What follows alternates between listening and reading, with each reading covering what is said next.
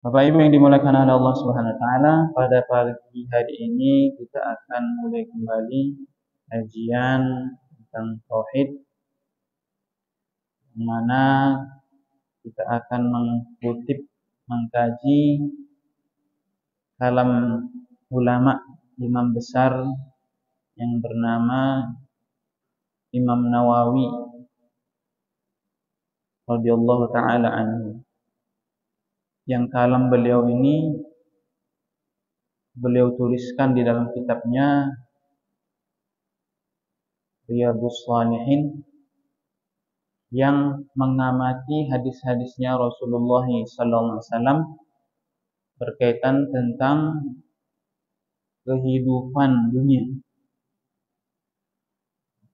Bapak Ibu yang dimuliakan oleh Allah Subhanahu wa taala, kalamnya beliau ini beliau karang berbentuk syair yang memaknai dari hadis-hadisnya Rasulullah SAW. Beliau mengatakan, Inna lillahi ibadan futana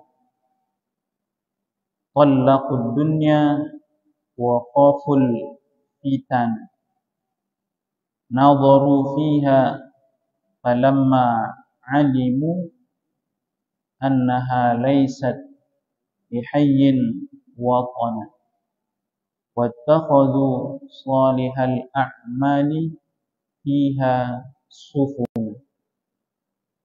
Ini kalam beliau yang beliau menjelaskan tentang isi hadisnya Rasulullah SAW dalam perjalanan manusia dalam kehidupan.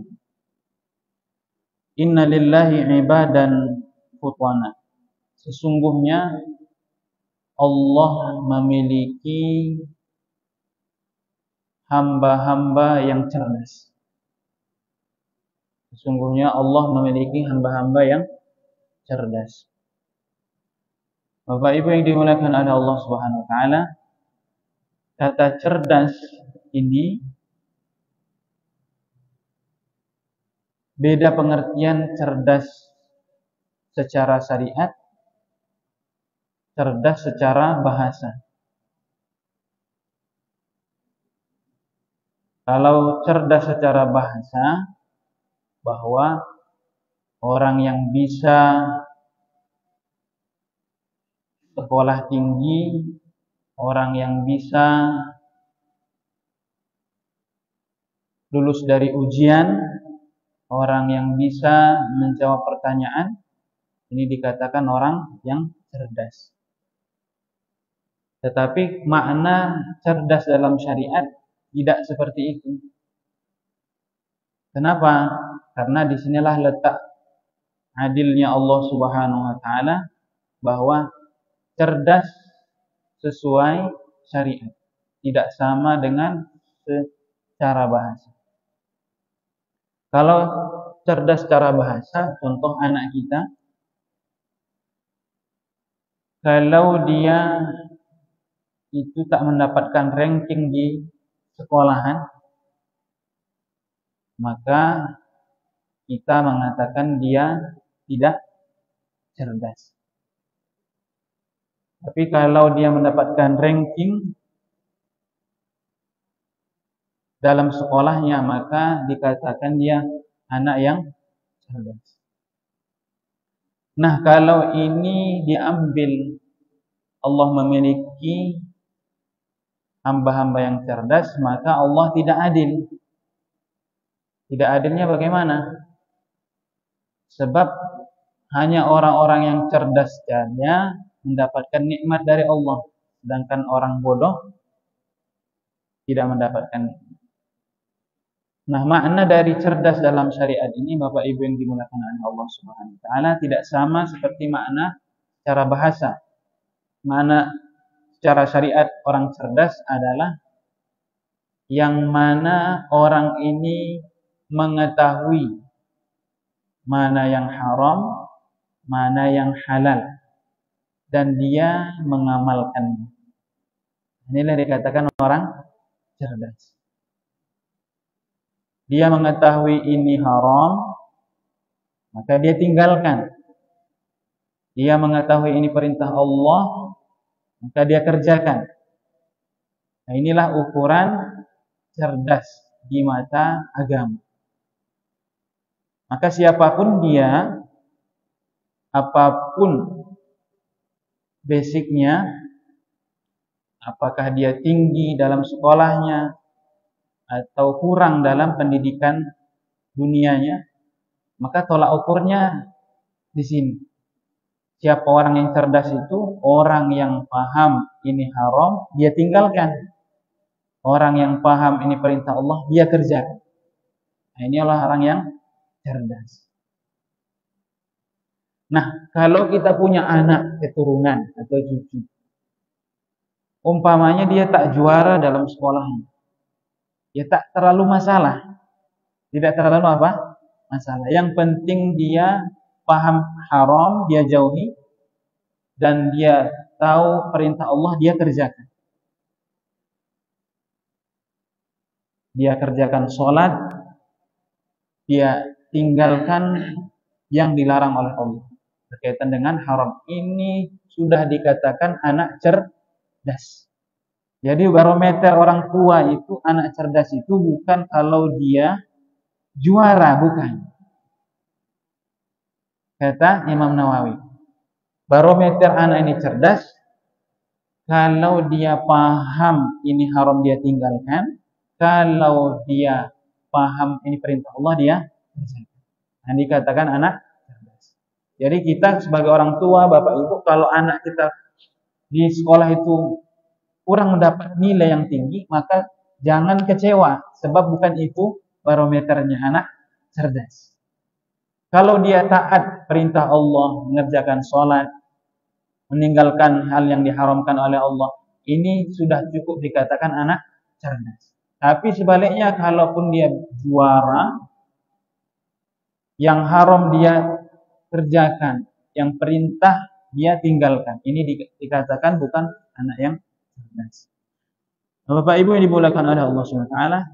Nah, siapa orang yang cerdas itu, kata Imam Nawawi, khallaqud dunya wa khaful fitnah.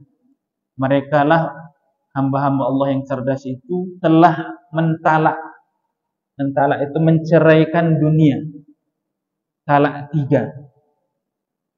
Jadi orang-orang yang dari hamba Allah itu yang cerdas, cirinya dia sudah mentalak dunia, menceraikan dunia, sekaligus talak 3. Khaful fitnah, sebab mereka takut terhadap fitnahnya dunia. Nah, Bapak Ibu yang dimuliakan oleh Allah Subhanahu wa taala, kenapa mereka mentalak dunia, orang-orang yang cerdas ini menurut pandangan agama, dia mentalak dunia secara langsung, talak 3. Kalau kita punya keluarga, talak 1 masih bisa apa namanya? Rujuk. Talak 2 masih dengan syarat hukum fikih. Kalau sudah talak 3, diusir langsung, nggak boleh lagi bersamanya. Nah, orang-orang yang cerdas yang Allah pilih tadi, cirinya kata Allah melalui kalamnya Nabi, yang itu dijelaskan Imam Nawawi, mereka mentalak dunia ini langsung talak 3. Maknanya dalam kehidupan ini dia tak pernah sakit hati berkaitan dengan dunia. Jadi kalau orang masih sakit hati dengan dunia, cirinya masih cinta dunia. Kenapa dia masih cinta dunia? Karena belum mentalak dunia. Talak. Contoh dalam kehidupan. Kita punya harta, punya uang. Hilang uang kita. Rasa hati kita ini senang atau susah? Biasanya kenapa susah dia itu?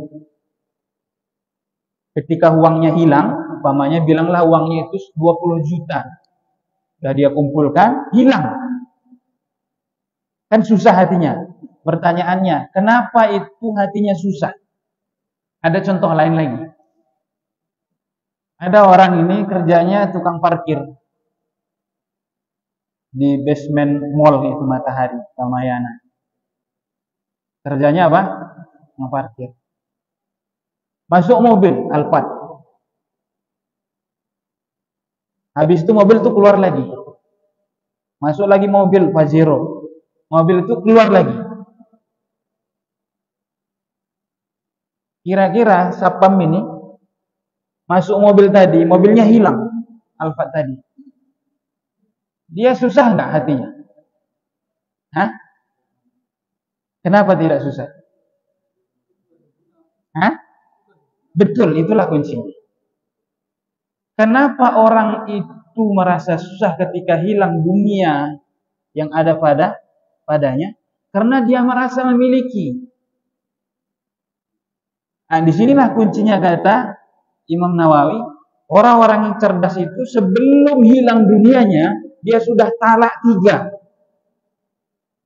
Maka sehingga nggak ada rasa sakit hati lagi. Orang bukan punya dia. Yang merasa orang sakit hati ini karena merasa dia miliki. Uang saya 20 juta. Ketika hilang, ya susah.